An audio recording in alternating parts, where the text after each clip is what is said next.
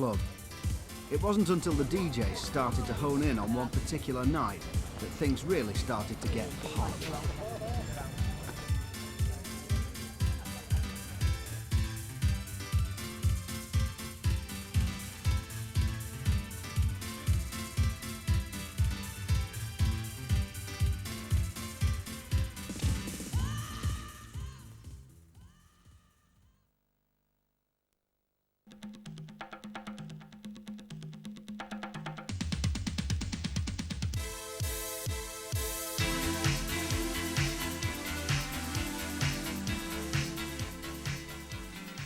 I think that it was the size of it and the fact that it was this vast, rather cavernous space meant that it was the perfect place to hear and to physically respond to dance to house music. I think that the Haçienda didn't really find its place until it found the music that could fill its space.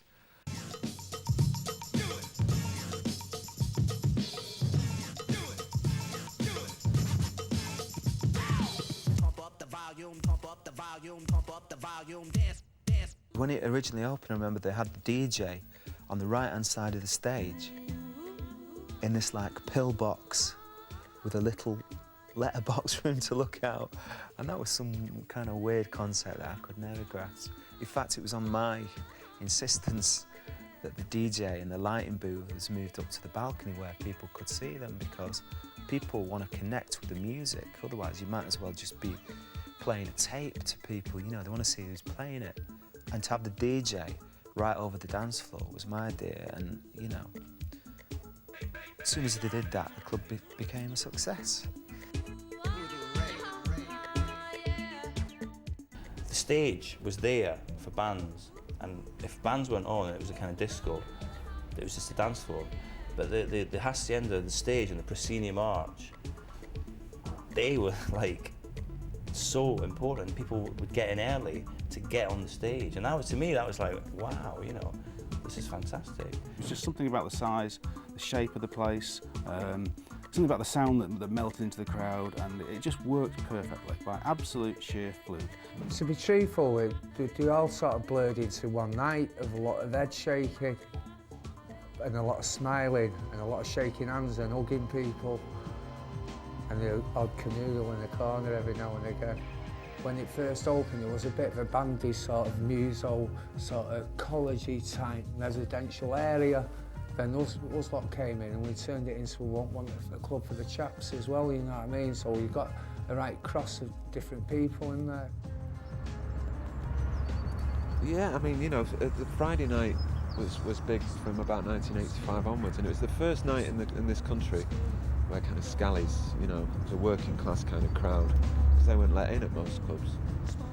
And there was so many different types of people, and it was the first club that I knew to have that open door policy.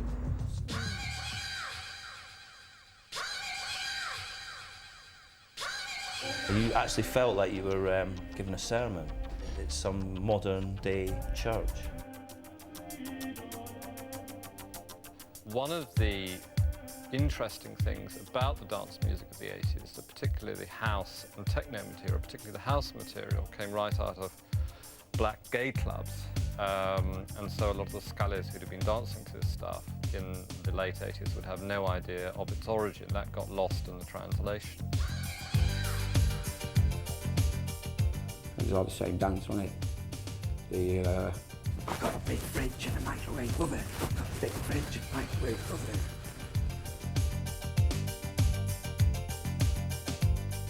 The Haçienda's always been a catalyst, a space that kind of gave a focus to things, and I think that's what it did to the gay scene in 1991 when we started Flesh. It provided a focus for what was already going on in a number of small venues like the Number One Club and Manto's, but what the Haçienda gave it was that sort of epic, spectacular, you know, drama, and I think that's what the Haçienda's always offered. We started dancing.